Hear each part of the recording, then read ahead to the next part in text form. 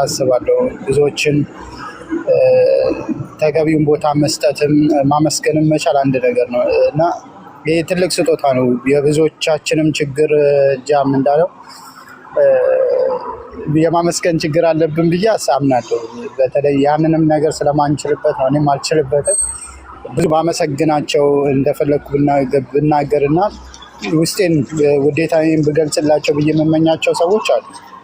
መግለጽ መቻል አንድ ነገር ነው ብዬ ስለማምን ውዴታን መግለጽ መቻል ራሱን የቻለ መሰጠት ይጠይቃልና የአንቺዬ እዚህ ባመሰግናቸው ነጃ ሁሉም ናሲያ ነቢልም በተለይ እንዴት ብዬ እንትን ብል ማመስገን ችዬ ባመሰግናችሁ ደስ ይለኛል። ሁላችሁንም አላህ ኸይር ጀዛችሁን ይክፈላችሁ።